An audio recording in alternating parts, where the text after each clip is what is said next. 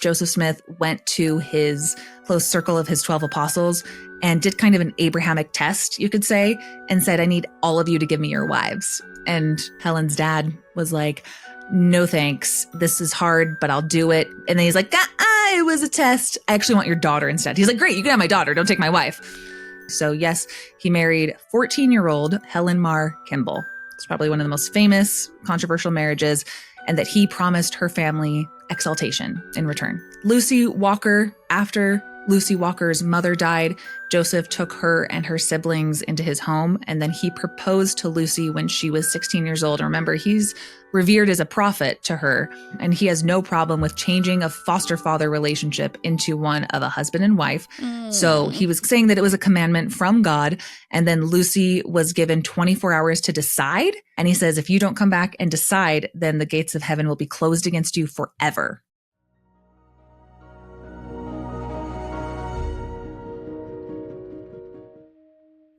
Hey, my name is Shelise Ansola, and this is Cults to Consciousness, where we discuss living high-demand religions or organizations and find healing and independence through awareness and true individual sovereignty. If you're only listening and you'd like to see our faces, head on over to our YouTube channel at Cults to Consciousness, where you can like, subscribe, become an advocate for people coming on and sharing their stories. Although today we are doing something a little different. We're not sharing a personal story. We are sharing, the personal story of Joseph Smith, the founder of the Church of Jesus Christ of Latter-day Saints, also known as the LDS, also known as Mormon, although they don't like to be called that anymore. So, we're going to be using them interchangeably, I'm sure. So today's guest, she's been on a few times. She's an OG in the ex-Mormon content creator space. She's amazing. She's hilarious. You all love her. We all love her too. Thanks for joining us, Carah Burrell / thenuancehoe. Thanks for having me. Hey, Cults to Consciousness. Good to be back. Love you so much. We love you so much. I'm bummed that you picked the exact same days to go on your vacation with your fun friends and fans as our Costa Rica trip, or else I totally would have gone with you. So everyone, if you don't want to go to Costa Rica, go to Greece with Carah. She's just going to have all the fun in the sun. You're going on a boat. It's going to be a good time. We're going to talk about more details at the end of this, but I just wanted to throw it out there because I love you and I wish I could come. I love you and I wish I could come to Costa Rica. And when I found out that wasn't an option and I could just do my own trip, that's what I'm doing. 7 days in Greece instead. But our trips are around the same time. So we're both, just girls out there doing awesome trips in the world. So you're an inspiration. Your channel's doing so amazing. Oh, I love you to death. And I'm just following in your footsteps. You're doing a trip I thought I'd do one too. Yeah, we're doing all the things, but we're not doing all the cult leader things. And that's what we're here to talk about today. Cult leaders, specifically Joseph Smith. Now, some of you might be going, is he really a cult leader? We're going to kind of decide that today. We're going to talk about his beginnings, his little business ventures, the way that he started the religion, the Book of Mormon, everything. Carah's the one bringing all the facts. I was like, if we're going to do a Mormon history hoedown, I obviously need the Mormon history hoedown nuancehoe to come and give us all the receipts because she knows all the resources. I have learned a lot from you, Carah, and that's where... I'm not perfect, though. I will always make a mistake somewhere. Well, we do our best. But most of the time when I'm talking about Mormon history, I'm either quoting one of Carah's videos or one of John DeLynne's videos. They're very well researched, and so you guys can just trust us on this or fact check us, whatever you want to do. So we're talking about Joseph Smith, Church of Jesus Christ of Latter-day Saints, LDS. Where do you want to start, Carah? Let's start with first explaining that the distinctions between LDS, for people who don't realize, I want to discuss how Joseph Smith is, yes, the founder of the Church of Jesus Christ of Latter-day Saints, and that you and I grew up in what might be called like the Brighamite branch. You're familiar with that term, right? Yeah. People revere Joseph Smith as this prophet of God, and our scriptures, the kind that I grew up, revere him so close to Jesus Christ that there's quotes that like Joseph Smith, the prophet, seer, and revelator, has done more save only Jesus Christ for the salvation of men in this world than any other man that has ever lived in it. Did you grow up with that kind of rhetoric around Joseph Smith? Yeah. Anyone who's not familiar with how much Joseph Smith already from our youth is placed on a pedestal. And so Joseph Smith, though, he was part of a bigger Christian revival movement in the baby United States in the early 1800s. And then after his death, there were countless break-off sects of Mormonism that formed, and the LDS Church, the Church of Jesus Christ of Latter-day Saints, like I said, the Brighamite branch, that is one of them. But like Lindsay Hansen Park, who's a like historian, researcher, podcaster, Lindsay Hansen Park, who runs Sunstone, she said at one time, I couldn't believe the number. She said it was like 2,400 break-off sects No of way. Mormonism exist today. I would need to fact check that, but she is involved in those communities. But, you know, any family who says, I've got a revelation, what Joseph Smith started is now corrupt. I have the new prophetic revelation. That's a big topic right now with so much Mormon true crime. Joseph Smith did start a type of religion that this is a restoration. And so there are an outrageous amount of people who say, I'm the next prophet. I'm the next prophet. Okay. You know? And so there's many different break-off sects of what he started. And so you've talked to so many people on your program already, I'm sure. And I'm sure you're going to be talking to many more people from those break-off sects like FLDS, different polygamous sects in the future, like the Kingston clan, stuff like that. Yeah. I would have to say that I like our version of Mormonism the best. At least it has the least amount of polygamy. There's the still most diluted version. Yeah. And so all of this, though, is that there is somebody, a prophet, calling back the idea of prophets that are going to be paving the way for the second coming of Jesus Christ. And then obviously he's criticized, Joseph Smith, that it was not just a regular preacher preaching from the Bible. Joseph Smith started an entire religious movement of Mormonism. And so while the Church of Jesus Christ of Latter-day Saints is run by President Nelson, like a 99-year-old man in Salt Lake City, Utah, with his other 90-year-old apostles, and it's a very corporatized church, there are lots of different ones. And President Nelson was the one who said, don't say the word Mormon, don't even touch it. I want you guys to say the original name of the Church of Jesus Christ of Latter-day Saints. But Mormonism is, it's a pretty broad term that encompasses the movement of what Joseph Smith's revelations came forward. And then, so if people who are LDS watching this, they need to kind of separate themselves, honestly, from what the church is, what it is to you today, how you live it, and understand that there are oceans of trauma. I never want people to miss that the ways in which following prophets of the LDS Church and then following people who also claim to be prophets, who are just following in the footsteps of Joseph Smith, like Warren Jeffs, they're really not that different. There's hardly anything that Warren Jeffs has done that Joseph Smith didn't do many times over. Yeah. And that is my problem, and that is where my criticism comes from. Because even if you enjoy the modern church and what it benefits, you have to look at the fruits of what Joseph Smith started, and it should tell you a lot. It should tell you a lot about him and the God that you would supposedly worship. And that's why I wanted to do this episode, because we talk about Mormonism and a lot of people say, well, it's not a cult. And I think that, yeah, you could go back and forth on the mainstream Mormon church as far as, is it a cult? We're not going to do that today because that'll take forever. But when you look at the origins and you look at the founding and you look at the everything surrounding the founder, it's pretty damning evidence that maybe this isn't what you want to follow. And that's not to say, just like you said, Carah, that the Mormon church now, the modern day church, isn't doing good things, isn't a positive experience for some people, because for some it is. But we are going to be talking about the origins and how that can get twisted real fast and how people can use those revelations to do bad things. So where do we start with Joseph's life? Yeah, so starting with his early life, this is going to come into play because I'm going to explain a lot of the manipulations and fraud, and when that's kind of just already baked into the entire deal. So starting with Joseph Smith's early life, he was born in 1805 in Sharon, Vermont, and Joseph was the fifth of 11 children in a family that struggled horrendously with all kinds of poverty, and the land was really bad. It was hard to grow crops. Very unstable, possibly an alcoholic father is what some also records show. So his father, Joseph Smith Sr., was a farmer and also an occasional treasure digger.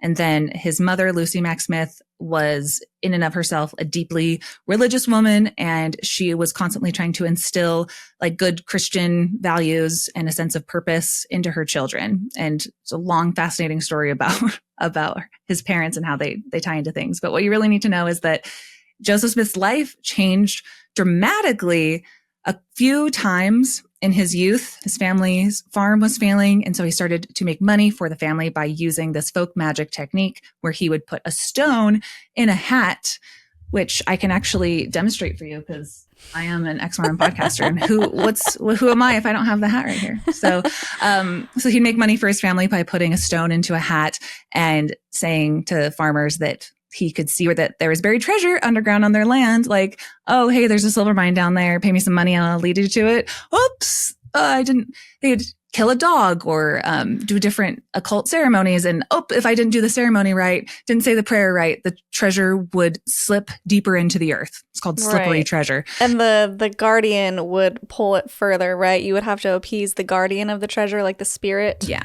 guardian. No one was like, maybe there just wasn't any treasure there. So from doing that practice, he could just say, oops, and the farmers would still pay him money. And this eventually led to, I'm going to get into it as we talk, but this practice of scrying or glass looking, treasure digging, it was illegal. It was extremely disreputable. It was, and by disreputable, I mean like white trash. It was the thing that you don't want to get mixed up with those crazy Smith boys doing that stuff. The rock that he was doing it from was from a witch, his friend named Sally Chase. So he believed in the occult practices. He has family members who were part of the Salem witch trials. So things to do with the occult and really believing in the spiritual realm, where it was definitely like actually realistic for Joseph Smith as he was growing up. And so he was eventually found guilty in a trial for this illegal action. And then a lot of that laid the groundwork for much of the establishment of the church, right? Mm-hmm. So as Mormonism was getting off the ground, Joseph Smith later claimed to have received golden plates from an angel / Native American spirit named Moroni, which he translated into the Book of Mormon, using that same rock in the hat that I just showed you, that he was looking for buried treasure where he never found anything. And Joseph said that the Book of Mormon is the most correct book on earth and that people would come closer to God by reading it than by any other book. Mm-hmm. So a lot of claims to authority here. A lot of claims to where you find your salvation and who you get it through. I did a podcast a couple days ago with John DeLynn, and we talked about the top 10 reasons that Mormonism is false to us. I did 5 and John did 5. Go check it out. It's a popular video. And one thing that he said that had never really occurred to me before, I'd love to hear your thoughts on this, is although Mormonism would say that like the Book of Mormon is the keystone of the religion, that's something that you grew up hearing as well. Oh yeah, like they would even draw the arch and be like this, and then it was like the Bible, and then I don't remember what the other one is, but the keystone is the Book of Mormon. Yeah, and like if you remove that out of an arch, everything comes crashing down. Yeah. And John pointed out such an amazing fact that I just want to repeat here for your audience and any one person who's Mormon who might want to listen to me, listen if you have to, that truly for the church overall, the Book of Mormon is not the keystone. It's what they say is the keystone of the religion, that you need to grow a testimony of it and then everything else will fall into place. You need to subdue your critical thinking and have a testimony of Joseph Smith no matter what. That is what the keystone of the religion is have a testimony of Joseph Smith no matter what you learn, because the Book of Mormon is a perfect example of you can imbue anything you want out of the texts, you know? You can have a spiritual experience by reading this book and then say, if this is true, then everything else in Mormonism is true, right? That's how a lot of people work their testimonies. It's a lot harder to be like, I know for sure that Joseph Smith translated this book with a rock and a hat because that's exactly how God translates things, you know? Or it's like, I totally believe that Joseph Smith wrote D&C because that's what God told him to do and destroy his wife Emma if she didn't allow polygamy. It's one of the Book of Mormon is one of the few things where the church is different than other Christian churches because it's something that Joseph Smith was able to produce that people are able to say, how did he do it? He couldn't have done it. He's not a con man. He's a simple farm boy. Yeah. It's too complicated to see how he did all of these things. But because of the wishy-washiness of spiritual testimony and manipulation, the Book of Mormon is the keystone in one of the worst ways. But as I keep talking, and I want to just point out to listeners that the Book of Mormon is in and of itself kind of a ruse. When missionaries would be talking to someone, it's Joseph Smith that you really have to have a testimony of. And you can't have a testimony of this man for all the reasons I'm going to get into. You have to have a testimony of something you can imbue meaning of, like scriptures that you can take something out of. Well, that's interesting that you say that, because the second that I lost my testimony of Joseph Smith was the second that I was like, oh, it's all made up. Because I remember finding the multiple versions of the first vision and learning about the polygamy, and in a way that was never taught before, like the actual version of polygamy that happened. And the Book of Abraham, when I learned that that was false and completely made up, I was like, oh, this guy just made it up. Got it. And then I was out. Yeah. Similar to a lot of us, like you are told your whole life that he was just too simple of a boy to make it up. But what apologists for the church want to do is they always want you to focus on one aspect. And if you can make allowances, is what apologists call it, if you can only make allowances and give some breathing room to this and say there is a chance that A plus B equals X, there's a chance one way or another you could get there. I don't know the formula, Yeah. It's like, no, Occam's razor every time. What is the most likely scenario? And not just this puzzle piece, but this one, this one, this one, this one, this one. And that's what's great about talking to you, Cults to Consciousness. Hey. Because it's a pattern that your listeners will be super familiar with. Yeah. Of how cult leaders cult, right? Yeah. I'm going to go into polygamy, but this is obviously an extremely long, thorough subject. I mentioned Lindsay Hansen Park, who's done Year of Polygamy podcast. If people want to know more about this aspect of polygamy, I'd recommend going over, listening to some of that podcast, or In Sacred Loneliness is a fantastic book as well. So one of the most controversial aspects of Joseph Smith's life was obviously the practice of polygamy that he introduced. A lot of Mormons, even today, do not know that Joseph Smith practiced polygamy, which is insane. I don't know how familiar I was with it. A lot of people think it started with Brigham Young, because I think the church does not want people to know about Joseph Smith's polygamy and the degree to which he practiced it, because it has got scary, manipulative sex cult written all over it. Yes. So Joseph Smith, he started to secretly marry between 30 and 40 women while in Nauvoo, Illinois, where the church was hunkering down for a while, between 30 and 40 women. And not just a few of these secret marriages, he also deceived the entire public generally. He deceived his entire church, lying, saying, why are you guys saying that I practice polygamy? I have more than one wife when I can only see one, And so many denials about what he was doing. It was really, at the beginning at least, a more quiet, insular club of spiritual wifery. He was lying to his wife, Emma, and Emma remained completely unaware of most of these marriages until after Joseph Smith had already married over 20 women. Right. So a couple years, right? Yeah, several years. So what's crazy though is, I don't know what this is called in terms of like psycho behavior, but when you make a declaration that other people have to follow something, but you never have to follow it, Joseph Smith did that a lot. Quick story about like the word of wisdom. It's supposed to be a word of wisdom, but also he was saying like, no righteous priesthood holder can be in my church if he doesn't obey it. So is it a word of wisdom that you don't have to obey, or do you have to obey it? No strong drink. Joseph Smith was still drinking. He was still smoking cigars, still engaging in smoking tobacco. He was drinking wine the night before he was killed. So Joseph Smith does a lot of rules for you, but not for me kind of stuff, right? The whole do what I say, but not as I do. Yeah. I'd love to understand more of where he gets off, like the audacity. But so in LDS doctrine, it's just so crazy to me thinking back to like seminary and the things that I was taught as a kid and reading stuff, knowing none of the context. So like an entire year of my high school, I spent once a day going to seminary, reading D&C, reading the Doctrine and Covenants. I have the scriptures right behind me, never knowing what any of the context around the revelations with polygamy and Doctrine and Covenants, section 132.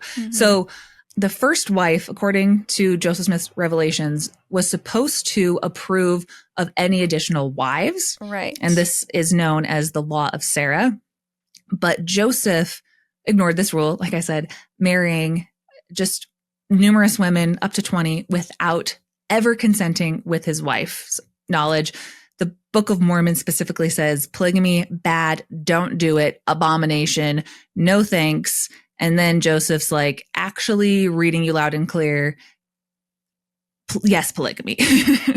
So the Book of Mormon specifically says no polygamy, that's an abomination. DNC says do it, but consent with your wife first and make sure that it's for like the raising up of seed.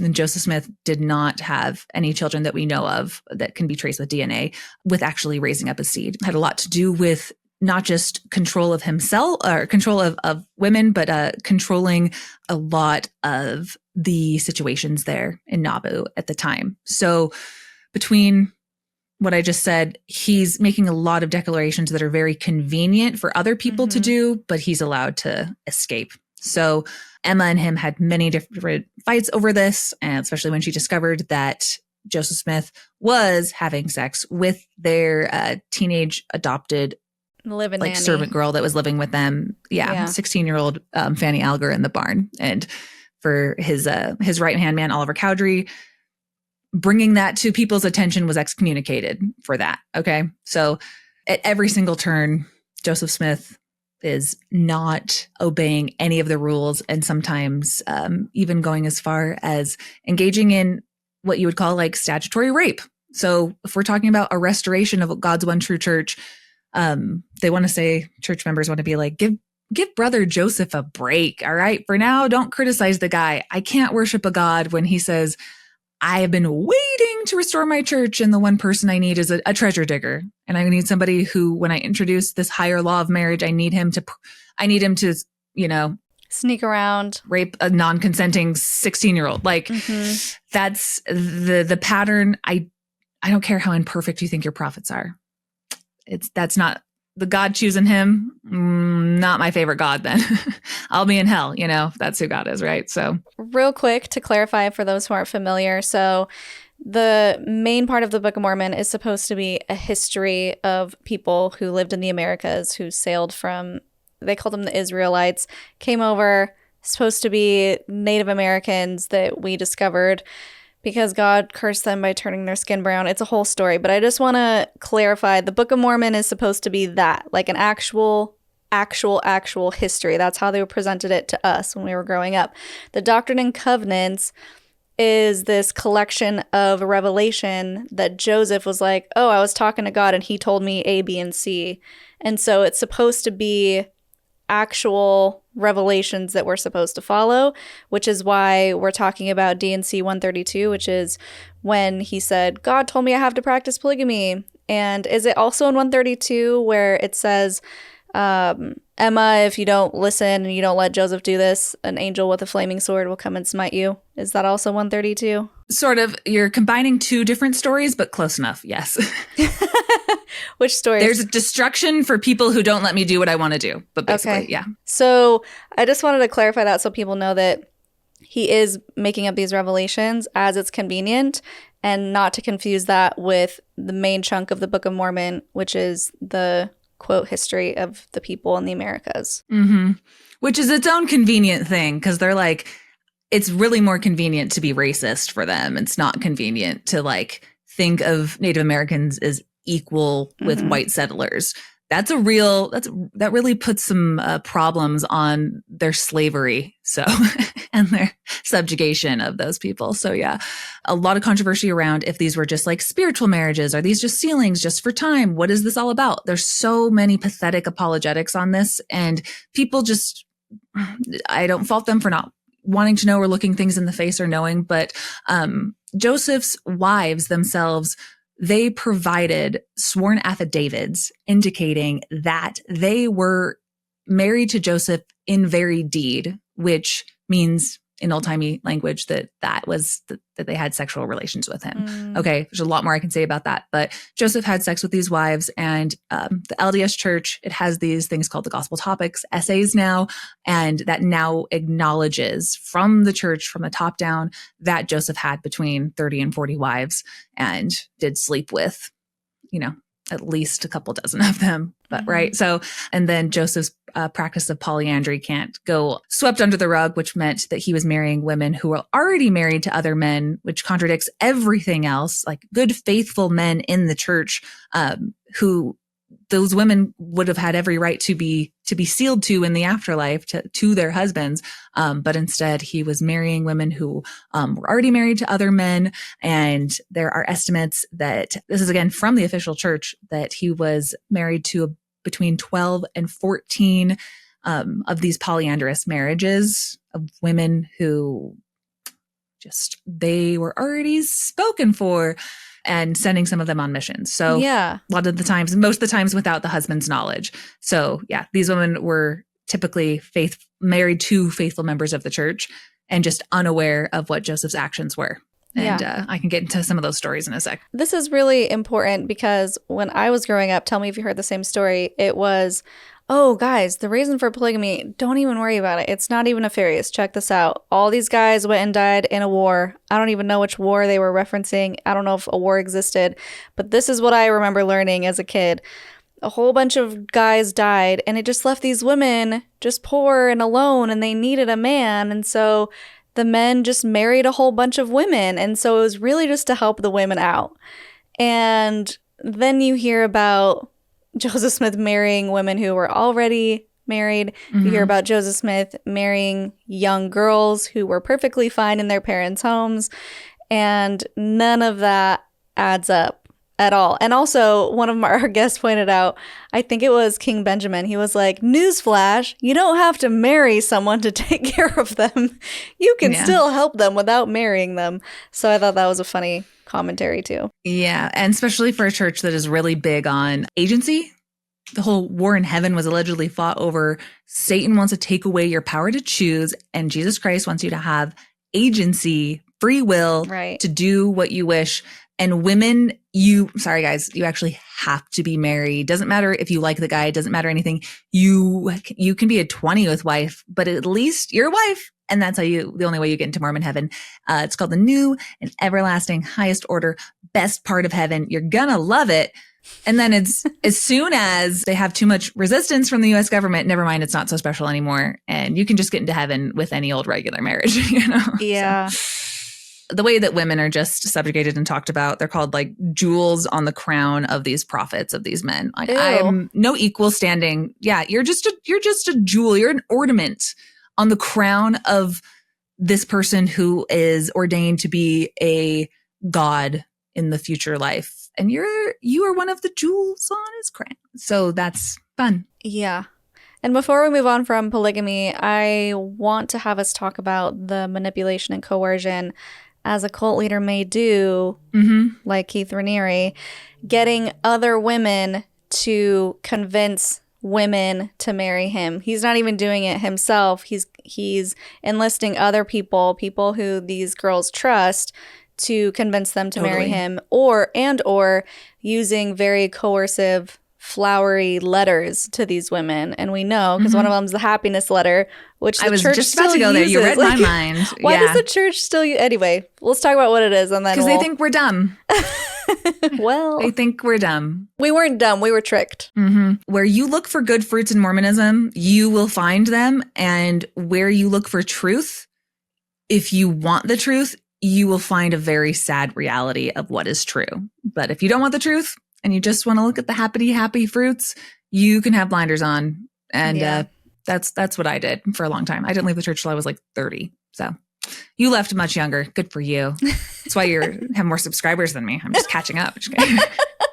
Carah. Go on my Greece trip. Help me. I was Mormon until I was 30. Feel bad. No, but yeah, you were going in the exact direction that I wanted to go. I was exactly going to go to the happiness letter next, but you also reminded me of another thing that cult leaders also do, which is use other women to recruit sex partners for the cult leader. And a little known fact is some people, apologists for the church, they want to point to that. Well, Joseph Smith, he didn't just have like 14-year-old wives. He also had like 50-year-old wives sometimes. Like, well, if he was just in it because he's a horn dog, why does he have older wives? And one thing that we can tell from the records of Joseph Smith's life and the marriages of these women is a lot of times, like you said, older women would coerce the younger women, people that they could trust, into these types of marriages. So these young women who are young and impressionable and told that their family's eternal salvation is on the line, and who are the prophet of the church, the person they already revere as the prophet, is telling them this. And then people around them in their inner circle are also telling them, like, whether my salvation depends on it or yours or your family's, they're in a closed loop of feedback. Very difficult to make autonomous decisions in. But the church loves free agency. It loves it, loves it, loves it. So talk to us about the happiness letter. So yeah, it's a very, very notorious example called, the happiness letter. And it's written to a young girl named Nancy Rigdon. And in this letter, Joseph suggested that what might seem wrong in one context could be right in another, which was his way of justifying polygamy as something that was divinely commanded. And like you mentioned, they still use this language in general conference talks all the time. You'll hear them get up over and over again, starting talks with, happiness is the object of our existence. It's why we're here. And when you talk about, okay, happiness is what again? Happiness is the object of our existence and why God sent us here. And that was used to convince a young woman to have sex with Joseph Smith, because it makes him happy. Context is key, is it not? Right? So between, getting into these marriages and promising just spiritual blessings or threatening with eternal consequences, the angel with the drawn sword story that you brought up, which is extremely disturbing when you think of all of the acts of horrible things that have gone on in the world. I am waiting for Elohim, for Mormon God, just once to intervene, to stop child sex abuse, to stop anything. But the one time God was like, send down the angel with the flaming sword. I have got to intervene. This whole entire plan of mine, it's not like the Holocaust or anything. It's a teenager wouldn't marry Joseph Smith. And Joseph's like, I don't want to do this. There's an angel with a flaming sword threatening me. So to get him off my back, how about a BJ? It's disgusting. That's... Yeah, honestly, when you put it in that context, when you think, because growing up, I remember thinking that, he was threatened or the angel commanded it, but not once did I think, wait, this angel could have helped to end slavery sooner. This angel could have prevented a lot of things, but this is what the angel chose to do. It's just so interesting when you really sit down and think about it. Again, people can worship whatever they are drawn to, but we got to talk about what God prioritizes. And that's one of them. Polygamy, for something that was also not going to stick around and has so many oceans of trauma today. I honestly think it makes me cry. Sometimes I get angry and furious the ways that just regular Mormons themselves. I've done response videos to people before where they're talking about was Joseph Smith perfect? No, but I know that he did everything in his power to give us precious truth. And you guys just want to harp on how Joseph has done these small irrelevant. He's a man. God has only imperfect people to work with. It's no. If you could quantify all of the pain and suffering from the children, the men, the women, just polygamy alone, of what Joseph started and put into practice, if you could quantify it, it would fill tears of oceans. You know what I mean? It is one of the most devastating parts of the settling of the American West and these polygamist marriages to children and neglect and everything I'm sure that you've covered in so much detail on your podcast. That's Joseph Smith. That is not a, everybody makes mistakes thing. No, this was instituted by somebody who was supposed to be a prophet, seer, and revelator who apparently didn't have the foresight of what his successors would be doing. That makes Mormonism fall on its face. And you are being so disrespectful of calling things like mistakes. Joseph made mistakes. Give him a break. If you say that, you have way more leniency for a fudging con man than you do for like the actual people who deserve your grace, your empathy, your care, and your understanding, because people don't want to look into the FALDS stuff. Mormons, they cringe. They don't want to look at the fruits. I'm going to get into this later, but like they don't want to look at what the fruits are of what Joseph Smith created, right? But you have to. This is what he was. And we see it today. We see it in documentaries. We see it in true crime, you know? Yeah, it's funny because I feel like out of all the people who get angry in the comments, it's usually the believing Mormons who are the most upset, because on all of our FLDS or fundamentalist videos, they're like, this is so misleading. This is so wrong. I can't believe you're doing this just for views by calling it Mormon. This is not Mormonism. And I'm like, but it is though. It is Mormonism because it's the original brand of Mormonism, not the diluted one that you practice, which is probably great according to you. But you cannot discount these people's experiences as not being Mormon because they're following it better than you are.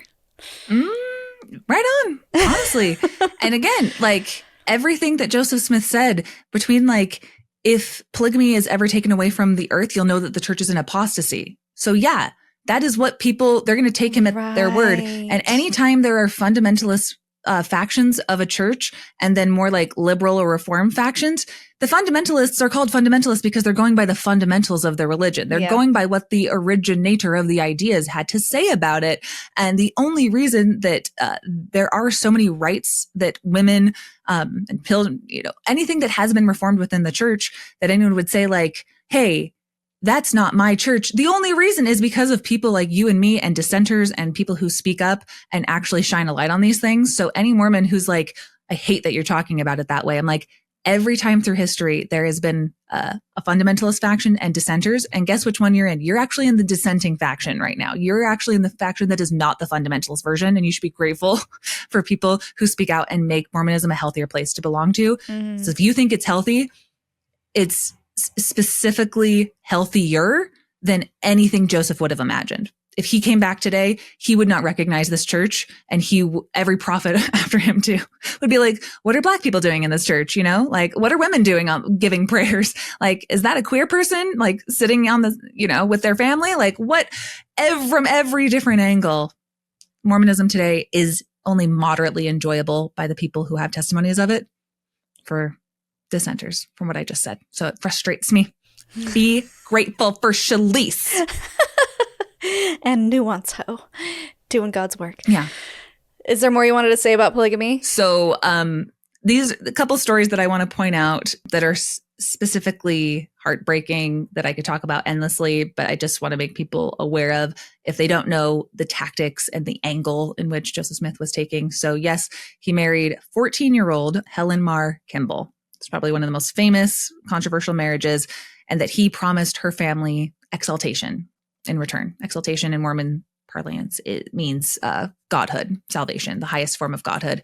She, as a 14-year-old, was expected to marry him, and that she was sealed to him, and it really effed up the rest of her life. But that's a whole story for another day. But Helen Mar Kimball, 14-year-old Joseph Smith, went to his close circle of his 12 apostles and did kind of an Abrahamic test, you could say, and said, I need all of you to give me your wives. And Helen's dad was like, no thanks. This is hard, but I'll do it. And then he's like, it was a test. I actually want your daughter instead. He's like, great, you can have my daughter. Don't take my wife. Oh, he was 37 at the time, late 30s. I don't know his exact age, but yeah, right. Lucy Walker, after Lucy Walker's mother died, Joseph took her and her siblings into his home, and then he proposed to Lucy when she was 16 years old. Remember, he's revered as a prophet to her, and mother's dead. He's basically a foster father, and he has no problem with changing a foster father relationship into one of a husband and wife. So he was saying that it was a commandment from God, and then Lucy was given 24 hours to decide, and that all of this added pressure, she's not sleeping at all. And he says, if you don't come back and decide, then the gates of heaven will be closed against you forever.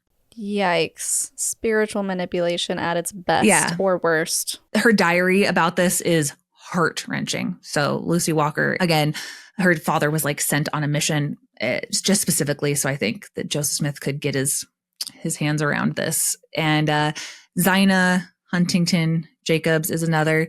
Zina was already married to Henry Jacobs when Joseph proposed to her, and he was also claiming that an angel with a drawn sword commanded him to take her as a wife. And at the time, Zina was 7 months pregnant and super conflicted about it. And she eventually agreed to marry Joseph Smith and believed that she was saving Joseph's life by agreeing to do this. And quick side note, Ghost of Eternal Polygamy, one of the best books ever. Please, somebody read it. I have a video on it. Ghost of Eternal Polygamy is written by Carolyn Pearson, and it really goes into the doctrines of polygamy that still exist in Mormonism today and how temple sealings work. And so the reason I bring that up is because it is so heart-wrenching to think that Henry Jacobs, who was a faithful member of the church, there's no reason why the baby in Zina's stomach in Mormon theology, why that baby should not be Henry's in the afterlife. But the way that sealings work is that that baby, forget about the DNA, that baby then was sealed to Joseph Smith. So that's something that he did repeatedly, was marry pregnant women. And apologists will say, well, he was marrying pregnant women. And back then, like, nobody had sex with pregnant women, you know, and it's like, there's no evidence of that. People had different types of sex all the time. Yeah. Like, just because she was pregnant, you know, that's not some slam dunk point that you think it is. And furthermore, it's horrible. Even if he's like, I'm only marrying pregnant women, so it doesn't look like I'm having sex with them, he's still sealing those babies to himself. Yeah. So he has all of this posterity in the afterlife. So it's pretty sick and twisted in my personal opinion. Mormons in the comments say, my prophet didn't do that, or whatever they want to say. So. Yeah. How do we, for those who are going to be like, that's not true, what are the resources that we have for these stories? There are affidavits. There are a lot of testimony, a lot of evidence of all of this, especially in books like In Sacred Loneliness. But this is all very thoroughly documented, and people will try to negotiate things around the edges, but look into anything like No Man Knows My History and In Sacred Loneliness are the top two that come to mind in terms of books. But Year of Polygamy podcast, super well-researched podcast by Lindsay Hansen Park, I would recommend. Okay. So I could talk about polygamy for a long time. There are so many other stories like this of Joseph Smith marrying women behind Emma's back, doing like sham marriages. And then a lot of the things that have to do with the temples that Mormons are so well known for tie back to polygamy. And these type of very secret culty rituals that all kind of put this in a nice kind of package of Joseph Smith starting this new religion and needing like a secret, sacred blood oath to tie a lot of that stuff together. So I'll put a pin in polygamy for just a second. And I want to talk about just these general habits that Joseph Smith had with receiving revelations at remarkably convenient times. Mm-hmm. If people are familiar with the story of Martin Harris and have seen like the South Park episode, they go in heavily on that story about the translation process of the Book of Mormon. So when Joseph needed money to print the Book of Mormon, and Martin Harris's wife, she was skeptical. I think it was Lucy, and they're like, smart. Lucy, smart. There you go. Yeah. Joseph conveniently had a revelation telling Martin that he absolutely, from God, sell your property and give me all of the money from your property so that I can print the Book of Mormon, or else eternal damnation from you. That's in the scriptures right behind me. That's D&C, like chapter 19, like telling somebody that God's, that the only way that he can do it is threaten eternal damnation with somebody to print it, you know. And then the story of the lost 116 pages, you know, where after Martin Harris lost those 116 pages that his wife wanted to see for the Book of Mormon, then Joseph got a very convenient revelation saying not to retranslate them because evil people would alter the pages to prove that he was a fraud. Yeah. And that was a big sticking point when I was Mormon. I was like, if you're translating something, couldn't you just go back and translate it? It was Lucy, right? Lucy is her name, where she was like, why don't you take these pages and see if he can retranslate? If we're going to give him all this money, like, let's make sure. And so they weren't really lost. I mean, they ended up being lost because we don't have them. But she took them to see if he could do it, and he basically couldn't. He didn't pass the test. Cool. I don't know. Just anything at any point, that's what I'm saying. Like, don't just take these things in isolation. Look at all of the bigger ones. Have you ever heard in Mormonism that the waters are possessed by Satan? Yes, that's why missionaries can't swim. Ding, ding, ding. So you'll find that actually in D&C 61, chapter 61, like 14 through 15.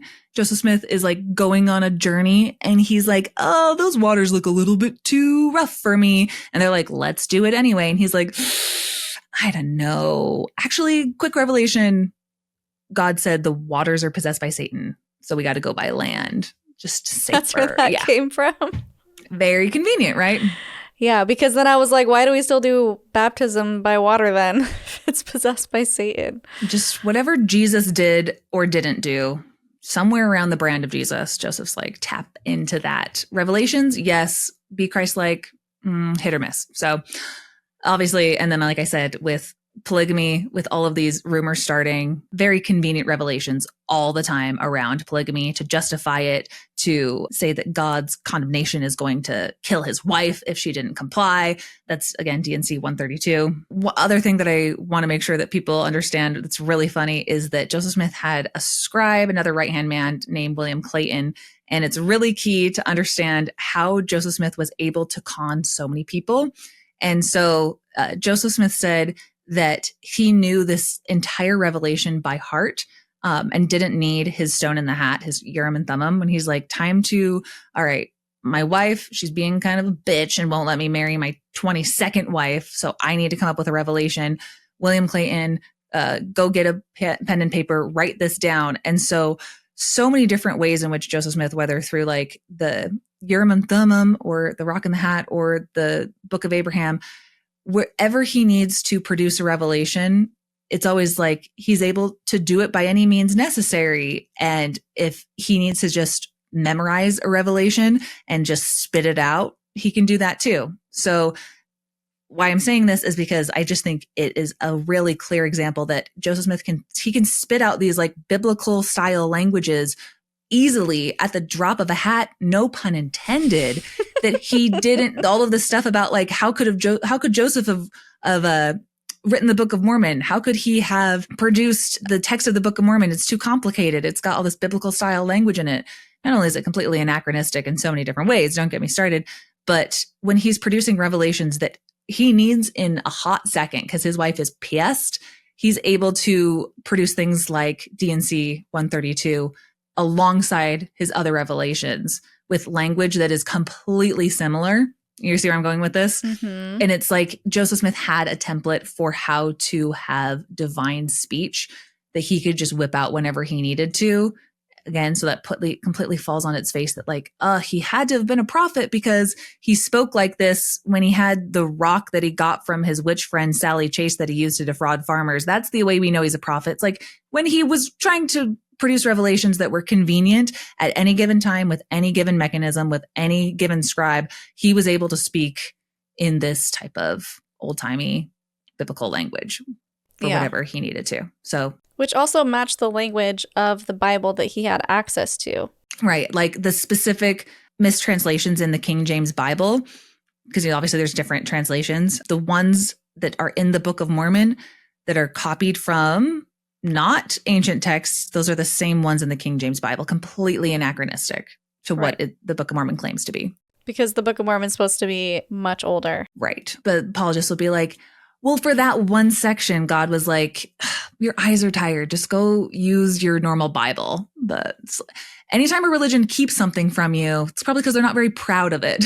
So there's like 1,000 things that people like you and me find out in our later years after we've dedicated half of our life and our money to it.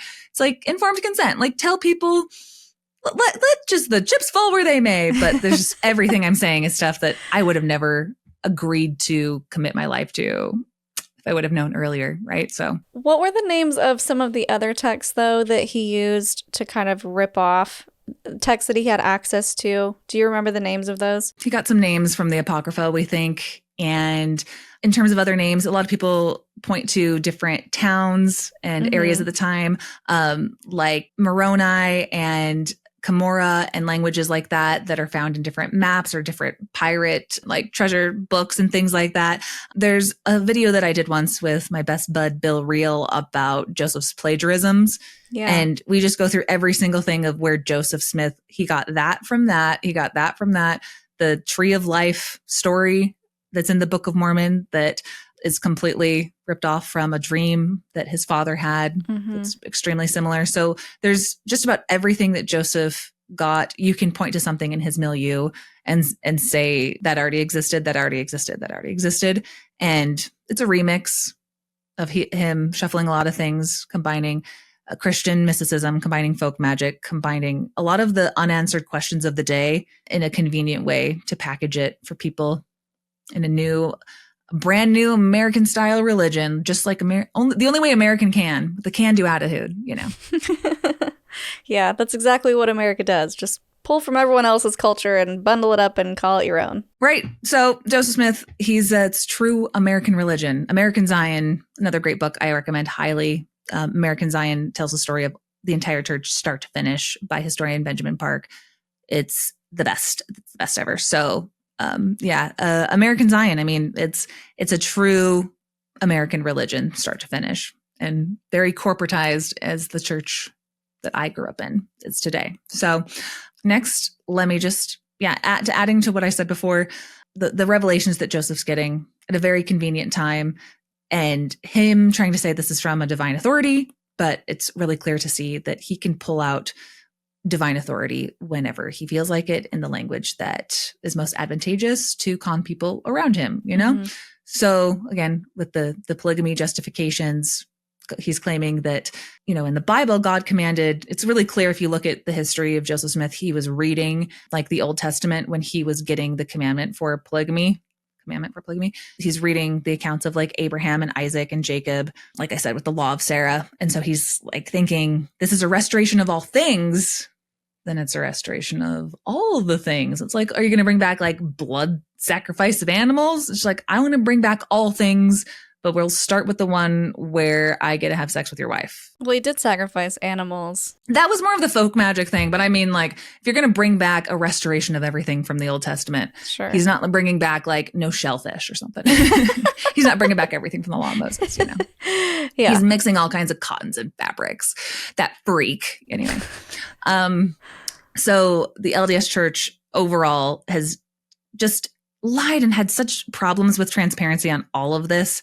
And so many people, me, you included, I feel like just a lifetime of betrayal with not knowing many of these things and having a deep, sincere wish to raise our families in this church. Like, I can handle a lot of things. I can handle a lot of problems with Joseph Smith, but I can't handle a church that won't be transparent about a lot of these things and are constantly, it's a really painful thing. The thing that if you want to speak to this as well, the thing that really gets me upset and gets me irritated truly is how much some of these things have been hidden, how many people have been just like excommunicated for speaking up over time. So on one hand, the church tries to hide them. And then on the other hand, you'll hear people constantly say, the church's never hidden anything. They've always said this. You can go to any back section of a library with the last book that the church didn't burn and read it for yourself. You're just a lazy learner, So the church, they want to have it both ways. They want to hide this history, and they also want to say that we're totally transparent. We've always told you that Joseph Smith translated the Book of Mormon with a rock and a hat,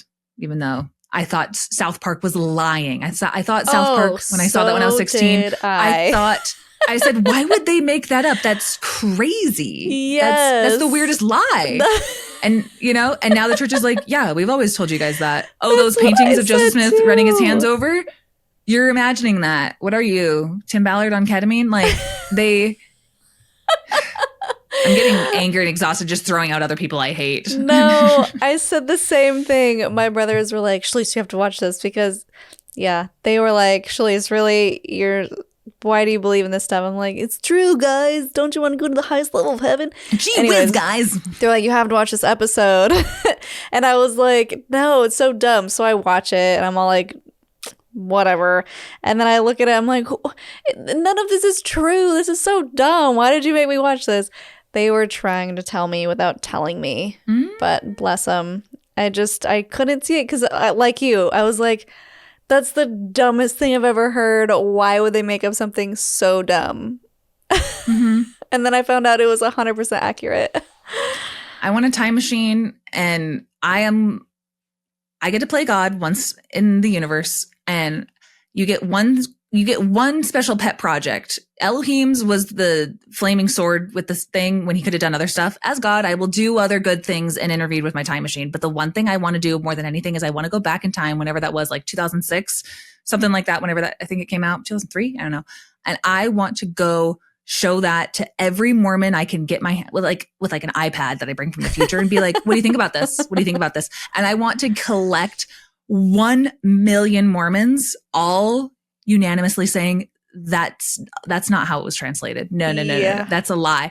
I hunger after a record of that many Mormons minds being blown. Yeah. Because we just said that's not it. That's not, and so that's a perfect segue because I want to talk about the temple next. Okay. And the thing about the LDS temples is if I were to see what goes on in LDS temples, I would have said, like most of the teenagers in my comment section, when people show what goes on inside the temple, saying, that's not my church. Like, What are you showing me? That's not Mormonism. What is the chanting and the aprons and the robes? The veils. Mormonism is, Mormon temple ceremonies are so unrecognizable to the kind of Mormonism that converts sign up to, or that I was in when I was a teenager. So when people sometimes do bring hidden cameras into a temple and they put that online, from TikTok to YouTube, the number one thing you'll find from Mormons is saying, like, why would you lie like that? Similar to the South Park video, right? And that just goes to show that high control religious groups, they operate in a way where the high control, I made a video about this the other day, irritates me to no end, but sorry, I'm really moody today. I had a great day. I'm in a good mood, but you're just reminding me of all the things that I don't like. But we talk about cults, we talk about high demand religions, and high demand means for someone who thinks that the demand at its height is for their benefit, is how I would put it. Interesting. I hope you think that I'm a genius, because I went 10,000 feet over the person I was responding to in my video last week. I'm not even going to tell you what qualifies or doesn't qualify as a high demand religion. I don't care. What I'm talking about is when people think it's very cool to be part of a high demand religion because I do hard things that other people in other religions couldn't do, because you guys just don't want to work hard. That's why the birth rates are declining. Like high demand. Jesus said, you have to do hard things. And if you don't love me more than your father and your mother, then you're not my disciple. That's what it means to be a high demand religion. What's the point of being in a low demand religion? What I just hope, I'm taking a break to talk about this irritating fact for me right now, because when things are hidden from us, like the rock and the hat, when things are hidden from us, like the temple ceremony, our whole life, you are told in a type of cliched, thought-stopping, culty way from the church, like I just said, that was a you problem. You didn't understand it. You're not spiritual enough. That the demand for your adherence always lies with you, where people like us, critics of these types of groups, the height of demand should be placed on the people making the unquestionable orders, which is what we would call the cult leaders. Use whatever term you want. The religious leaders need to have a higher amount of scrutiny, because once you say, I speak for God, I speak for Jesus, the talking is really over. And so if people are in a system where they love that it's high demand, because Jesus told me I should give so much of my life, I should snuff down my intellectual curiosity, I should ignore the cognitive dissonance, I should allow my church to have as much things hidden, and I will continually put that blame back on myself because I guess I didn't study enough. And you're just a lazy learner. And if I leave, I know it's going to be because I didn't study enough, or what. The demand is always put on the underdog, on the smaller person, when systems like this that have so much control over the thoughts and actions and behaviors of their members is the last thing that high control groups want to criticize. And that is what Cults to Consciousness is all about, right?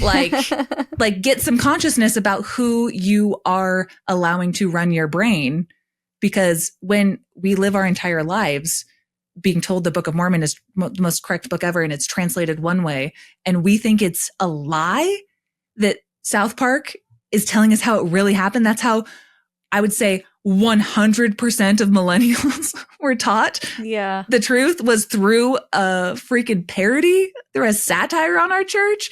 And it's not from our 10,000 hours at seminary or institute or Sunday school Exactly. or reading the scriptures.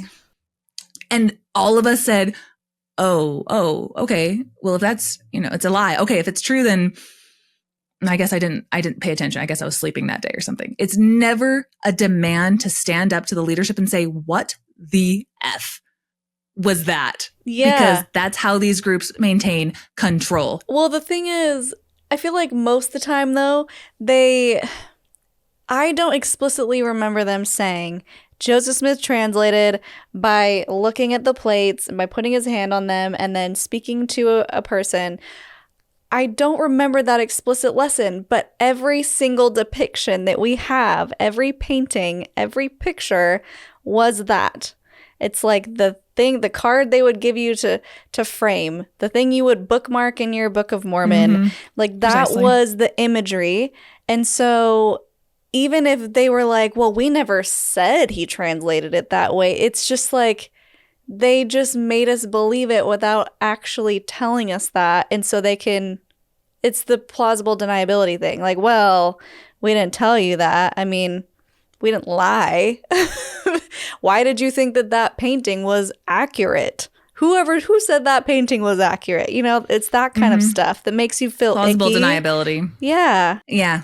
And from every different aspect of kind of the shock of what you think the church is versus like, oh, okay.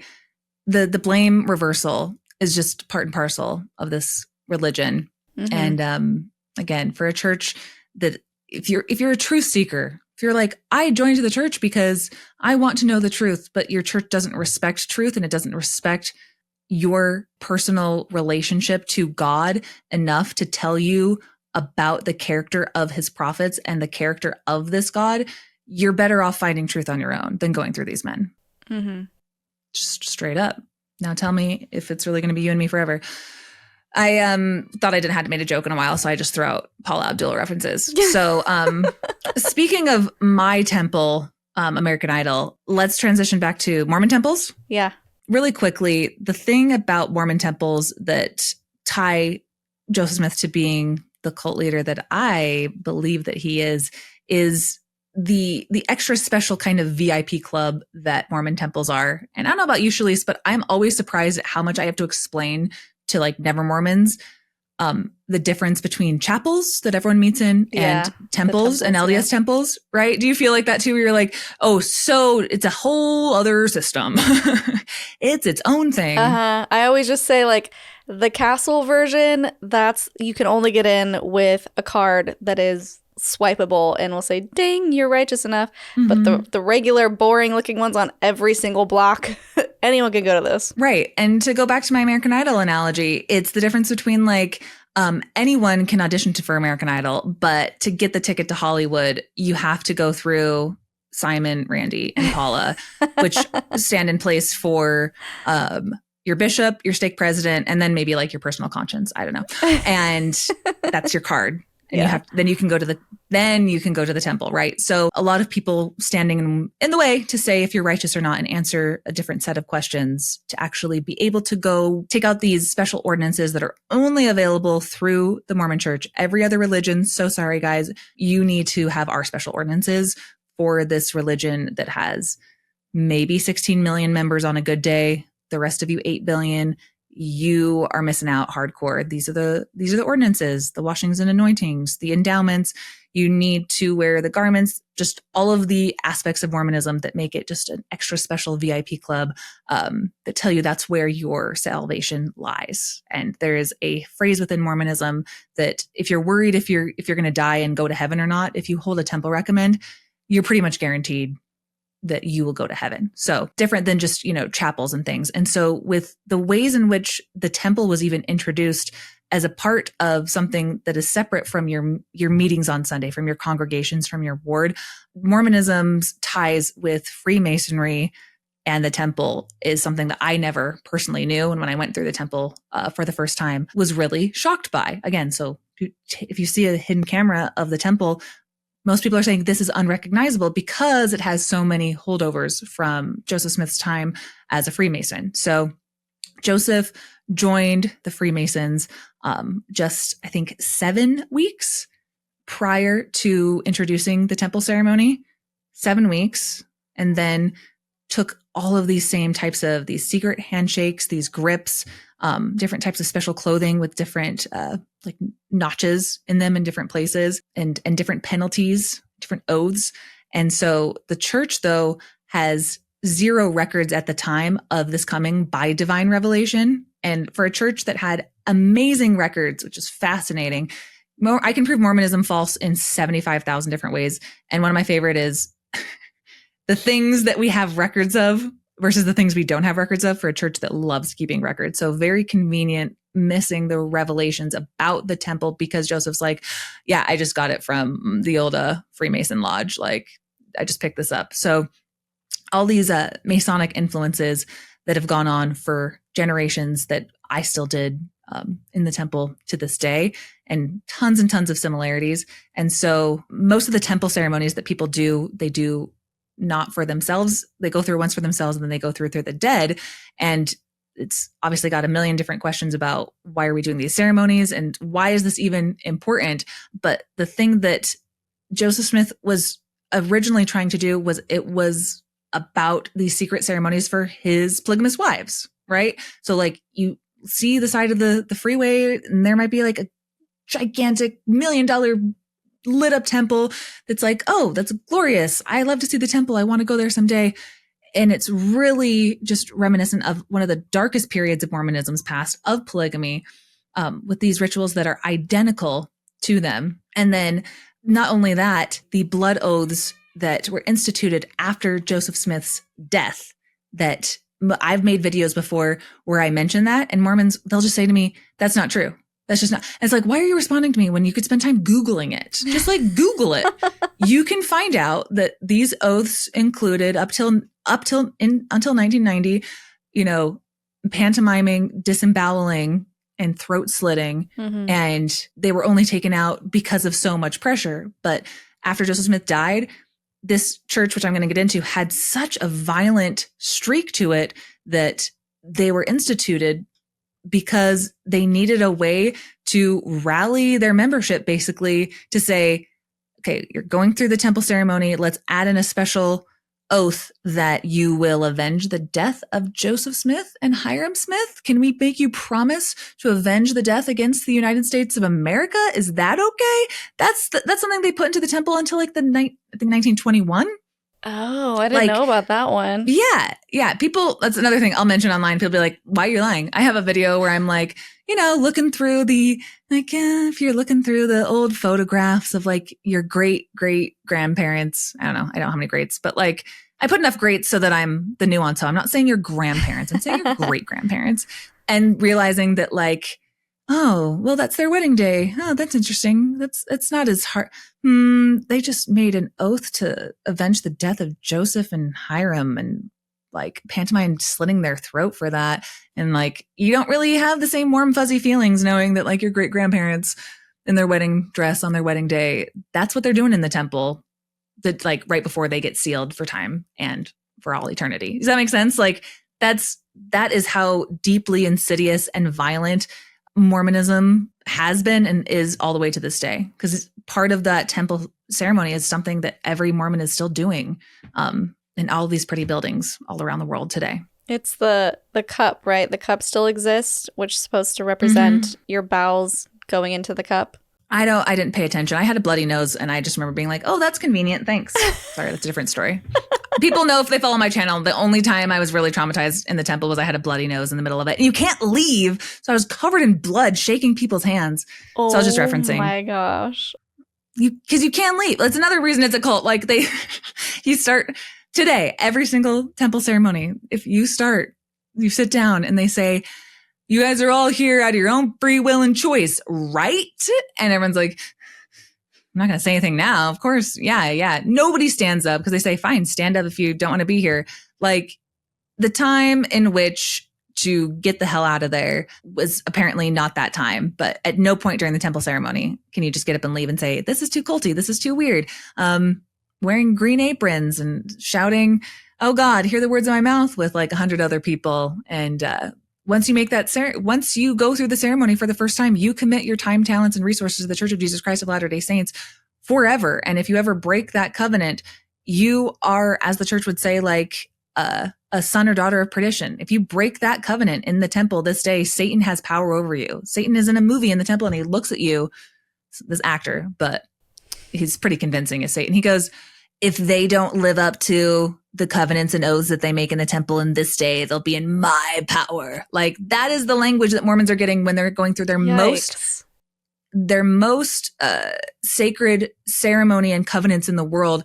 It's not just like, I think that it should be like, do you want a batch of chocolate chip cookies that I just made? Because they're so nice and warm. Oh, I'd love that. Thank you for offering. It's more of a, you can have this, but if you don't want it, and I baked it just especially for you, this is like an analogy that I'm coming up off the top of my head with like Jesus Christ dying for your sins and how dare you not want my chocolate chip cookies? You guys following me? Mm-hmm. If you don't want it, if you don't eat the chocolate chip cookies, then you're never going to eat ever again. And I'm going to put you in a dungeon in my basement and torture you forever. And I'm allergic to chocolate. I hope you're allergic to nuts because I put a lot of stuff in here and you're going to choke it down because you love me so much. Eating my cookies isn't supposed to be fun. It's supposed to be a high demand cookie eating experience. See how I tie things together? Do you like how my brain works? Cookie eating. Oh my gosh. Analogies make sense to me. It makes sense. I lost one person, but I've been very coherent up till now. Thank you very much. I want to know, because you're the Mormon history hoedown, nuancehoe, do you know of any other things, any weird rituals that were there in the beginning that aren't there now? I feel like people have mentioned them in the comments and I haven't done all my fact checking, but I wanted to ask you, someone mentioned a bathtub being involved in place of the naked poncho touching. I guarantee 1000% they got that from me because I'm the only one spreading the news about that. It's my favorite Mormon history fact. Oh, there's a lot. The temples were a lot different. There were times in which people would get drunk and like get into fist fights in the temple. I love that idea. But there's actually a bathtub. And I don't know how they brought it out west, but it's in the basement of the Salt Lake Temple. Fun fact. It's like in a friggin' storage room. But I think it was the Kirtland Temple. I believe, I could be wrong. I believe it was the Kirtland Temple where they would do washings and anointings in a big bath of cinnamon whiskey. So get naked and dunk each other in that. Seems expensive. Yeah. I don't know if that could cure a UTI or cause one, but that was the thing they did. So that's one of my favorite fun facts. But yeah, there's more that I could think of. You know, fun rituals like marrying teenagers, just like a hoot. But so what means to what end was in store for Joseph Smith? Because keep in mind, like then and in Jesus's time and now, Joseph Smith believed that the second coming was right around the corner. Joseph Smith, a lot of people don't realize, he believed the second coming of Jesus Christ would be in his lifetime, which is completely contradictory to what the Church of Jesus Christ teaches today. It's like, oh, no. He restored it and it was supposed to have like new prophets. You know, that was not the original plan. So a lot of the actions, I'm going to be talking, you know, at length for the next year, probably about Tim Ballard and Visions of Glory and Lori and Chad Daybell and so many doomsdayers in Mormonism right now. They believe so fundamentally to their doctrines of their church that the actions that they take will not have any consequences because they are foreordained, they are inspired, this is what they are supposed to be doing. And when the law catches up with them, or people don't like them, then that's not part of the plan. God was supposed to come before this. And it just is this cycle that keeps coming. We see it today. We saw it Joseph Smith's day as well. So what I think is interesting is that unlike other types of, like, you could say isolationist sects of different Christian break-off things like Mennonites or Shakers that tried to live peacefully, the Mormons themselves were extremely combative. And the narrative that I was taught growing up was that everyone just hated Joseph Smith and his new Bible, and they were out to tar and feather the guy and not understanding, hey, that's in the Joseph Smith movie in a really fancy building that we would, I don't know about you, but I went on young women trips to I the talk thing. about that too. I talk about What do you say? The spiritual manipulation. I still remember, it's such a vivid memory watching the movie of Joseph Smith's life and getting choked up and crying as a teenager, being like, oh my gosh, this must mean he's a true prophet. No, it just means you don't like watching people suffer. Sorry, it's just so funny you have that same memory. Yeah. Have I told you that before? Because that's an extreme. I tell that in my Mormon Stories interview. That was one of the first shelf items I ever had was at 16, totally Mormon. I made I love Joseph Smith t-shirt when I was 16. So I was doing good on my love for Joseph Smith. Yeah. Trust me, I was there. But there's a Joseph Smith movie, Prophet of the Restoration. I've always wanted to roast it. And it's playing in a big theater. Young women's, young men's groups will go and watch it. And after it ended, I remember I looked to my left and I looked to my right, and all my young women's group, everyone was sobbing, crying. And instead of saying to myself something like, do I not have a heart? No, I went with the rational one. I was like, I literally looked around and I was like, oh my God, that was propaganda. Why are you guys crying at that? That was because I remember they don't mention polygamy once. No. They don't mention polygamy once in the retelling of Joseph Smith's life and his martyrdom. And I'm like, I was 16. I was like, I know there is way more to the story. And I know polygamy was a hot topic, which I will get into. Wow. So the idea, we were talking about the church hiding things. They only hide things if they have a reason to spiritually manipulate you with a totally different propagandized story. And they hide things because they're ashamed of it. And they should be ashamed of it because on every corner, Joseph Smith has a wife that he is manipulating. And so, that was a time in which I was like, oh, I don't know why my church would do, still true, but I think I might have just been manipulated, still stayed Mormon for 15 more years. Gosh dang it. But yeah, Shelise, if you could tell me what you were taught in the church about why Joseph Smith was killed, if you put back on your best Mormon cap, what was the reason that, we'll skip why the saints were even persecuted in the first place. Why was he killed? That's an obvious answer. They were persecuted because it's the one true church and Satan wanted to take it down. That's what I was taught. Yeah. And then he was put in jail because he's the one true prophet and people wanted to take him down, namely Satan. And he was killed for the same reason. That's the extent of what I remember of what I remember being taught about the chain of events that led to his death. I now would just like any other people who are like cult survivors to also be like, hey, they told that about my cult leader who also was martyred. Like, it is interesting because in Mormonism, you were taught that Joseph Smith sealed his testimony with his blood, that he was going like a lamb to the slaughter is what he said about himself, that he's like Jesus. He's going like a lamb to the slaughter. Right, like he was turning himself in. And so if you already start off with a presupposition that you think this guy is a prophet and then you hear the way that he was killed, that to a person who's already conditioned within a cult only further seals that like, well, he died for what he believed in. He died for what he believed in, not knowing how complicated just the different political tensions of what Mormonism was at the time. So I want to explain that really quick. So I was saying how there are other types of religious sects at that time who were isolationist, and they didn't have a lot of problems because they just, I don't know, they're not as sex, power, money hungry for all the things Joseph Smith was. And that says a lot about the ways in which other religions can operate and the ways that Joseph Smith operated his by raising up a gigantic militia, raising up a gigantic voting block that if God is going to restore a one true church, he's got to know how intimidating it is for his prophet to have a militia march through town, how intimidating it is to have his prophet be arrested so many different times and escape the law in one town and move the saints to others to escape justice, so to speak, then use his political influence and power to as a voting block to influence elections in new cities that they move to. Does that make sense? Like, from every different angle, I just was completely obtuse, unaware of the actual political problems of what Joseph Smith, when he was not acting like a prophet, when he was acting like a mayor, when he's acting like a militia leader, when he's acting in all of the other hats that he was wearing, no pun intended. He's wearing a lot of different hats, and it's not just about he's a prophet.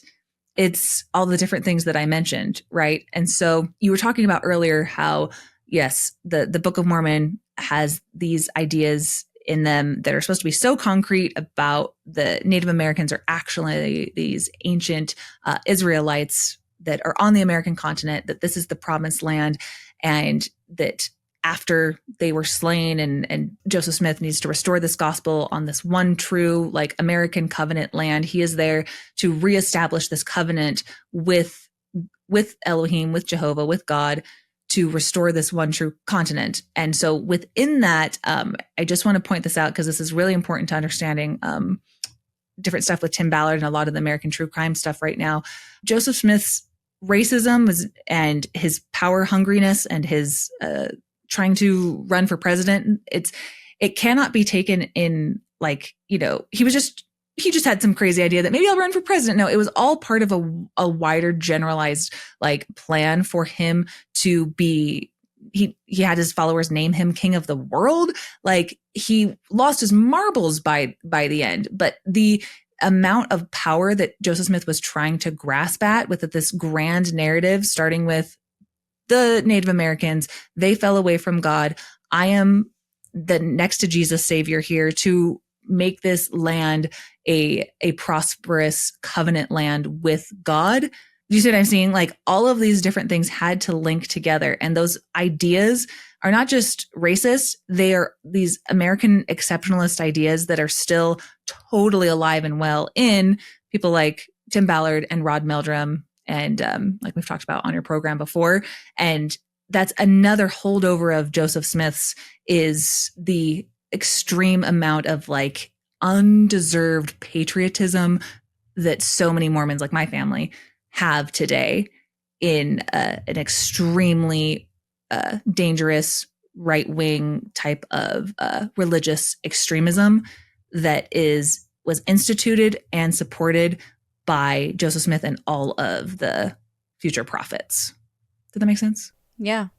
So I wanted to explain that because cult leaders are going to cult. They're not just going to be happy with the amount of power that they have as a religious leader. He was after all kinds of narrative control in being the mayor of Nauvoo, having this thing called the Nauvoo Legion, this militia, and asserting so much control and amassing so much power that, of course, the different people in the state and the different cities they're going to move into are going to feel the pressure and the heat from this new religious sect moving in. And that is something that I never comprehended when I was Mormon. I just thought of him, like you said, as like, they killed him because he's the one true prophet, duh. But he's wearing a lot of different hats, right? So Joseph Smith would constantly use all kinds of very threatening language. This is where the violence comes in to get things done. That's how he has to do it. So referring to anyone opposing his plans, whether in the church or who are out of the church, who are dissenters of the church, as his adversaries, as the enemies, as working for Satan, that kind of language, right? That is, his followers are going to take that very seriously. So his prophecies about America's destruction if they do not follow him, and that this gathering of Israel, this gathering of Zion on the American continent, his followers were taught to believe so strongly that America will only succeed with Joseph Smith as a leader and as a prophet and as a president, that anyone who was standing in his way, then that's not just the fall of the second coming not coming to fruition, that's the fall of America. And that is still everything to do with Mormonism today. That is still, again, Tim Ballard, that's my family. That so many people still believe in that message that Joseph Smith taught about the Book of Mormon, about the Native American people, about why this land, specifically the American continent, is so important, and that anything that needs to happen, any bloodshed, any casting like down of the wicked, whether in the Book of Mormon itself is justified, all the wars in the Book of Mormon are justified, and any violence now can be justified. And that is why we see so much Mormon true crime. So I'm trying to bring it all together, okay? Yeah, and I mean, he even enlisted Porter Rockwell, his personal hitman, to do his bidding, as far as we know, killing people for him. Yeah. So at the time, Joseph Smith, I won't tell the entire story, but basically there are so much tension between the governor of Missouri, his name is Little Burn Boggs, and Joseph Smith and him, and an expulsion ordered against the Mormons. But between like Sidney Rigdon would have also very violent rhetoric, and there's a secret vigilante group called the Danites that started to emerge, which was enforcing even more strict Orthodox beliefs, targeting dissenters, all of these just extremely violent activities of looting and destroying non-Mormon settlements and anyone who was going against Mormonism. And so when I heard as a teenager about like the extermination order from Lilburn Boggs, it's like, you Satan worshiping governor, how dare you?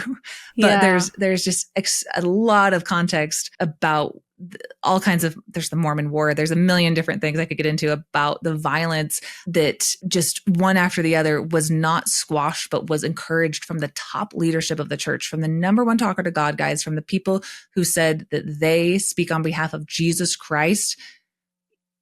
This person needs to have their throat slit, or this person needs to die. So because of the, not just the, like the religious tensions was what Mormons want to focus on, but it's not just a spiritual warfare. It's fighting for like the actual land of the United States. It's fighting for like the soul of the covenant of the United States, which makes Mormonism very unique, I think, in a way that evangelical Christianity doesn't have, because Mormonism has this book of scripture that says, no, God set this land apart for us. You know, it has another level of justification, right? So like for instance, so in 1842, there was, like you said, Porter Rockwell, they call it like an unidentified gunman shot Little Burn Boggs, and he didn't die, he just was injured.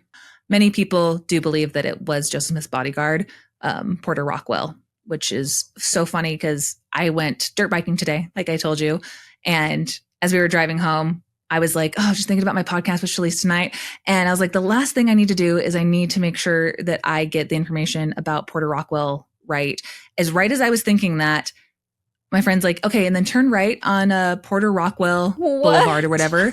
And I was like, am I hallucinating? And I was like, not only was I just thinking that's like the last thing I need to, but I was like, that's like Joseph Smith's, the assassin, Porter Rockwell, who's like, there's so many stories about just what a murderous guy. He said that he's never murdered. My favorite Porter Rockwell quote is, I've never killed a man who didn't deserve it. Yikes. That's how you know you're in an A+ Christian denomination, right? But yeah, in Salt Lake, kind of down south, there's actually a street called like Porter Rockwell Boulevard or whatever. I'm not surprised. Literally, he's known synonymous with murderer is what that means in Utah, but he has a street named after him. So welcome to the state of Utah. I don't know what else to say. So is there anything else that you wanted to add on that? No, let's get back to the martyrdom. Okay. Why he was killed. Okay. I cannot state enough how much Joseph's legal troubles also just contributed to why he was killed. He had around 30 criminal charges. And there are sources that say that he was arrested at least 42 times across New York, Whoa. Ohio, Missouri, Illinois. And the thing about, like I said, two followers of Joseph Smith, each of these legal battles only served to solidify his image as a persecuted prophet who's unfairly targeted for doing his divine mission. Tim Ballard all day, man. Like it's so in 1844, Joseph Smith was killed by a mob in Carthage, Illinois, while he was in jail awaiting a trial for basically inciting a riot and committing treason and destroying this printing press. And like I said, this death sealed the status as a martyr in the eyes of his followers, regardless of the fact that, what led A plus B to we were never told he's destroying this printing press because the Nauvoo expositor was from dissenters of the church. It'd be like if William Law, who's like the second counselor of the church right now? Oh, geez, I don't even know. It'd be like if Dallin H. Oaks of the Mormon church right now decided to print a newspaper and say, I saw Russell M. Nelson doing all of this really immoral sex stuff, and he's getting all of like the hottest wives for himself, and he's calling people whores who don't want to marry him. It's some really serious stuff. It'd be like if Elder Oaks was dissenting from his position to say, enough of this, I've got to blow this wide open, and then Russell M. Nelson going, oh, really now? What if while I'm the mayor and I say, no, you're not, and you want to print this one and only edition of it, burn it to the ground, fellas. The actions that led to this mob coming and Joseph Smith's legal troubles, it just paints this long picture to me of somebody who just does not have the fruits of a prophet. So just tying this all together, I am really upset at the ways in which my faith when I was LDS, I'm not upset now. I mean, I'm over it. I've dealt with it. I've found an outlet. But generally speaking, for a lot of us, the ways in which our good-natured faith was used to put this control of a high demand religion over us, to constantly think that couldn't be Joseph Smith. There must be something that I'm misunderstanding. But I wanted to lay all of these things out in such a concrete way, because the thought-stopping cliches, the ways that apologists will often spin this, it's heartbreaking how many people are told that they are the problem and it's not Joseph Smith. Because like I said, he is the keystone. And if you allow these seeping thoughts of 25 different things that I just mentioned that, point to this pattern of behavior, as members of the church, we were told that faith is a virtue. And I just hate the ways that we were manipulated into suffocating down our own cognitive dissonance and our own like good-natured ideas for trying to strive after community, and so many things that existential questions that we genuinely want answered that religious cult leaders can then take advantage of. And we are told that we're just misunderstanding and that it's an us problem. But even though I'm not Christian right now, I always like to point out the thing that we can kind of all agree on is apologists will say okay, well, did he bear good fruit? You know what Jesus Christ said, by your fruits you shall know them. Well, look at ex-Mormons. Yes. Let's look at by your fruits they shall know them. That is, that's not supposed to be about followers or dissenters from religion. That's supposed to be about the metrics of what qualifies or disqualifies somebody as a prophet. So for people who do believe in Jesus Christ and they do try to point to his words of how do you know if somebody is too sleazy to be a prophet or not? The fruits of Mormonism, they are uncomfortable for Mormons to look at, to talk about. And from polygamy to, Joseph Smith and his defrauding people with banks and the ways that he destroyed this printing press, the covenants that he established, members were instructed, you should be ashamed that you only have one wife to give me. Language and verbiage, give all of your time, talents, and resources to this person with no accountability. So that in a whole nutshell is why Mormons, they have such a hard time finishing videos like this. They have such a hard time confronting these ideas because there just is no good spin. There is no way out of saying that the fruits of Mormonism from other cult leaders that we would all agree are cult leaders following Joseph Smith's example, there's no good fruit out of that. And then the lives that he's destroyed while he was alive are just not able in any way, shape, or form qualifying him by the standards of the God that he claims to represent. Yeah. So by every metric, he is not bearing good fruit and not any kind of man of any kind of God that I would worship. And if in Mormonism it is said that when you die and you go to meet Jesus, all the prophets have said that you have to pass through Joseph Smith first, that he needs to kind of sign your last final temperament. I don't know. They say he is standing there with Jesus Christ And if that is what Mormons truly believe, We any didn't Mormon even watching, know if you that. truly believe that the prophets are in heaven and you have to go through Joseph Smith and say, I knew you were a prophet all along. Here I am in heaven with you. If that's Mormon heaven, then I think it's no different than hell. And you guys don't have anything over us. You can't threaten us with anything because that's your Mormon heaven with all of Joseph's mistakes. Sounds like a pretty miserable, hellish existence. I'll take rationality and some other type of tools to get through this life. It's not going to be that one, Joseph. No thanks, cult leader. And nuancehoe out. That's pretty much it. I knew it. It's so funny. Jinx.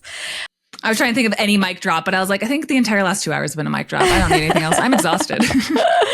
I think the one thing that I want to add, because everything you said was great. I didn't even need to chime in. I mean, you have your own channel. You do this without me. The one thing I want to add is it's really telling that his own first wife, Emma, supposed to be the love of his life, doesn't follow the church. She stays back and she creates her own branch, which is far more progressive, right? Mm-hmm. Church of Christ. Restored Church of Jesus Christ. RLDS. Right. I think of. But then they changed the name? Reorganized. Sorry, reorganized is the word. I think that's, for some reason I'm forgetting, but now it's called Community of Christ. Community of Christ. So I think it's really telling that she didn't want to stick with the next prophet who... Brigham Young went to Utah, settled Utah. That's a whole episode that we could do there on blood atonement and all the horrible things that Brigham did. It's just really interesting that even she was like, no thanks. I'm just going to create my own. Mm-hmm. Yeah. And there wasn't really a good secession plan for right after Joseph Smith died, because they didn't plan that he would die. They didn't plan that God wouldn't come rescue him. They didn't plan that Jesus Christ wasn't going to come. So she's like, Joseph Smith Jr., that's the next prophet. But yeah, there's all kinds of different break-off sects from that. And it just so happens the Brighamite branch, for a lot of the reasons in the video that we did about the handcart companies getting out west, by Brigham Young being such a maniac of how to get all these immigrants out west, no matter how many die, no matter how many freeze to death, no matter how many rations that we undergive them. It's the end of the podcast. I'm not making sense, but you know what I mean. All of those, what Joseph Smith's iron fist that he was ruling with is, in my opinion, that is why Mormonism by this branch and not the other ones. Because it could have gone a lot of different ways. Yeah. You could have known the RLDS, you could have known the FLDS. That could have been the biggest branch of Mormonism. But it just so happens that Joseph Smith, he started a legacy, and just who's going to pick up the baton from there? The most evil one? Leave your comments below. I don't know. Yeah. It's interesting. I mean, we've done podcasts on many of them, like you said, the FLDS with Warren Jeffs, who we're speaking to, 2 more people, one of them who married Warren and one of them who was the son of Warren Jeffs. So we have a lot to dive into there, and we're going to be talking to Amanda Ray and Val again from the Order. We talked to people from the LeBaron group, the guy who continued blood sacrifice or the blood atonement. There is a lot of iffy stuff coming out of what Joseph Smith originally intended his church to be. So I'm glad the one that stuck around, that's the biggest, is the most diluted one, because wow, there's some scary stuff out there. Again, going back to our original point at the beginning, the only reason it stuck around is because it had to get less fundamentalist over time. Yeah. But last point that I'll make, the reason, because so much Mormon true crime is going on right now, like I said, with Lori and Chad Daybell and Jody Hildebrandt and Ruby Franke and Tim Ballard, which I'll be covering on my channel a lot. And I have a video with this guy, Ryan, which I'll be mentioning a lot throughout the next many years, because Ryan's amazing. He's like an ex-best friend of Tim Ballard. And he makes this fantastic point in my podcast about how Mormonism's proposition of prophet, seers, and revelators, and like this new restoration of people like, Captain Moroni tearing off their shirt in the Book of Mormon, like these badass dudes, that versus what the corporatized, kind of neutered version of the Mormon church today has created this vacuum where people are expecting something. They're in this religion because of the prophecies and the revelations and the personal witness. Yeah. And they think that, okay, well, if that's not what my church is actually doing right now, but that is what is supposed to be, maybe that's me. Maybe I'm the prophet. Maybe God's talking to me and I'm the one. Right. And that's why you see so many people springing forward saying their near-death experience or their connections to Tom Harrison and Visions of Glory has given them an inspiration that now they are supposed to be acting on behalf of, yes, picking up this baton that the modern church has let fall to the ground. Yeah. So that kind of brings it all together. It's a very dangerous doomsday religion that, again, made in America, born in the USA. So yeah. Oh my gosh. I hope that explains why when people say, what the freak is going on with Mormonism right now? Why are so many of its people on trial for murder and like sexual abuse? It's because of the last 2 hours of what I just said. So yes. By your fruits ye shall know them. By your fruits ye shall know them. Thank you, Carah, for this fabulous presentation. We owe you everything. And guys, if you want to hear more about Mormon history, let us know, because I guess Carah had a lot more planned, but I had to cut it short because we don't do super long episodes here usually. So we do have some more stuff coming up with Carah. Don't worry. But if you're like, wow, Carah sounds so cool and so much fun, I want to hang out with her. Greece. They can go to Greece with you. I mean, I think it's probably the best way. I'm going to start promoting it as like, I'll probably fix your life because we're going to be friends and you have till the 28th of this month. So just a couple more days. I don't know, just a couple more days to sign up for this ultimate Greece adventure that I'm taking people on. So follow me on thenuancehoe on YouTube. Follow me on Instagram. Yes. My email is thenuancehoe@gmail.com. So if you have any questions about it, but we're going to be exploring Athens and Santorini for 7 days. And I'm going to try to get a yacht out of my own budget just so we can have an extra fun time going through all of the ruins.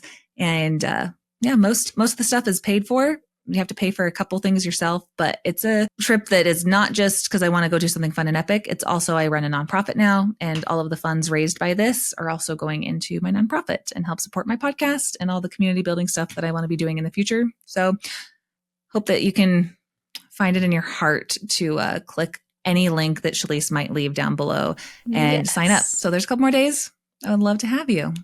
Yeah. Sign up. I'm sure it's going to be Costa Rica. Amazing. Boo. Just kidding. Yeah, go to Greece. It's not 200,000 subscribers, but it's something. So I'll go there one day.